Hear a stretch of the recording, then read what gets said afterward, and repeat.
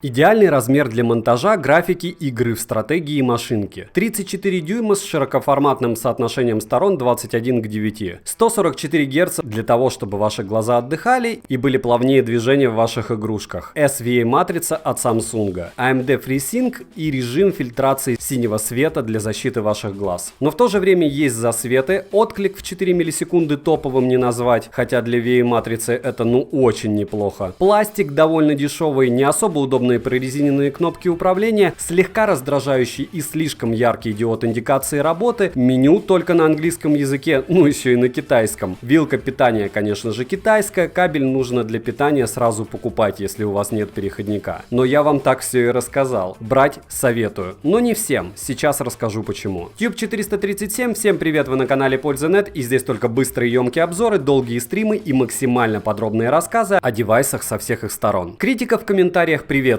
но мата на канале нет. И несколько конкурсов, условия которых всегда в описании к видео. И сегодня без распаковки я тезисно расскажу вам о топовом мониторе от Xiaomi. И да, там матрица от Samsung и, конечно, тип матрицы SVA. Первый игровой монитор от Xiaomi на 34 дюйма и ничего лишнего. Нет дополнительных подсветок, камеры или других лишних наворотов. В Китае стоит всего $349, матрица от Samsung, но в отличие от моделей подобных брендов обладает частотой обновления в 144 Гц. При том, что те же аналоги от Samsung и LG стоят в Китае значительно дороже. Приходит монитор в большой коробке, в комплекте кабель питания с китайской вилкой, инструкция по сборке, 4 болта для монтажа, 1 болт для крепления на подставке и кабель DP для соединения с компьютером. Инструкция на английском, меню на мониторе меняется с китайского на английский 3 действиями. Радиус кривизны 150 см, при работе не ощущается. Матрица на 8 бит, что не является премиумом, но более чем сносно. Отображает 24 бита цветов. Разрешение WQHD 3440 на 1440 точек на дюйм. И для вас это значит два основных момента. Первый – это разрешение выше, чем 2К и меньше, чем 4К. А второе, что не каждая видеокарта сможет вам его выводить. Плюс не забывайте, что не все игры поддерживают данное разрешение. Добавляйте, что здесь есть еще и частота обновлений в 144 Гц, и получается, что этот бюджетный игровой монитор совсем не для бюджетных видеокарточек. Ну и дополнительный вывод соотношения сторон 21 к 9, как в кинотеатре, что, конечно же, плюс, и ощущение при просмотре фильмов просто шикарное, но вы понимаете, что нужно игрушкам для того, чтобы поддерживать такое разрешение. Нереальное ощущение при игре в стратегии и монтаже. Удобно, безумно. Ну и, конечно, гоночные симуляторы идут с полным погружением. Для профессионалов в шутерах лучше брать дешевые TFT панели с герцовкой в 240 Гц, меньшим размером экрана, но профы об этом и так знают. Сегодня же мы говорим вообще-то о Xiaomi на 34 дюйма. Довольно дорогая подсветка WLED, что не ставится в мониторах эконом-класса. Цветовое пространство в 121% sRGB, и это особо заметно при редактировании фотографий. Яркость 300 кандел на метр квадратный, больше у мониторов бывает, но целесообразности от этого не особо много, да и стоимость таких мониторов от 400 кандел на метр квадратный в разы дороже. Статическая яркость 3000 к 1, динамическая 80 миллионов к 1. И здесь тоже стандартные для качественных экранов цифры. Вертикальный и горизонтальный угол обзора 178 градусов. При просмотре монитора под разными углами изменения в цветах либо качестве изображения я не заметил. Покрытие у монитора матовое. Есть два входа под HDMI кабеля, два входа под DP для подключения мониторов. В комплекте при этом кабель под DisplayPort версии 1.4. И здесь тоже, кто не в курсе, это последняя версия порта с максимальной пропускной способностью в 25 гигабайт в секунду. И, конечно, здесь есть мини-джек. Пластик монитора с виду не дешевый, не дорогой. Диод индикации бесячий и яркий. Как отключить его, я не знаю. Покрытие самого монитора матовое. Кнопки управления на задней панели прорезинены, хотя удобными назвать их сложно. На английский монитор переключается быстро. Работать как и играть за ним кайф, хотя первое время довольно сильно теряешься от размеров. Рамки в 1,9 см нижняя, остальные по 9 мм. Стойка для изменения высоты и угла наклона очень удобно. Не верьте тем, кто пишет, что для работы лучше покупать два монитора, а не один. У меня было два, и поверьте, за одним длинным изогнутым работать в разы комфортнее. Во всяком случае, в монтаже это точно. В конце фильмов, если приглядеться, можно заметить засветы по краям экрана. Также в наличии технология AMD FreeSync, которая помогает устранять известные артефакты. Проще говоря, у вас будет плавность 3D анимации выше и задержка между действиями пользователя и выводом на экран меньше. И это совсем не дешевая приблуда, приблуда ставятся только на топовые мониторы. А также в наличии технология низкого уровня синего цвета и режим воспроизведения Blu-ray. Напоминаю, что при включении технологии низкого уровня синего цвета, в моем понимании, дисплей теряет свою уникальность, яркость и комфорт работы с ним в том же Photoshop просто падает практически в ноль. А теперь самое интересное. Даже учитывая переплату, а в России данный монитор вам обойдется в районе 29 тысяч рублей, ссылку на покупку я оставлю для примера в описании к видео, аналогов этому монитору нет. В 144 Гц с SVA матрицей мониторы начинаются от 40 тысяч рублей. Но вот нужен ли вам такой формат 21 к 9? Стоит ли брать дорогой монитор к дешевому компу? И не слишком ли много эти 34 дюйма для десктопного монитора решать только вам? Я от него машинально отодвигаюсь на расстояние около 80 сантиметров. Мне этот монитор нужен для монтажа и как альтернатива телевизору для фильмов. Брал бы ли я его для игрушек? Для экшена однозначно нет. Для стратегий – да. Резюмирую, если вам нужен монитор для монтажа или вы играете в стратегии, у вас мощный компьютер, это отличный монитор. Включать периферийное зрение при работе с монитором крайне интересное ощущение. Играть в гонки и стратегии очень классно. Но для всего этого нужен мощный компьютер. Также эта штуковина будет интересна тем, кто планирует использовать монитор как телевизор. Как 2 в одном, эта вещь незаменимая. Альтернатив этой штуки довольно много, но все дороже. Хотя мониторы, как и телевизоры, я советую покупать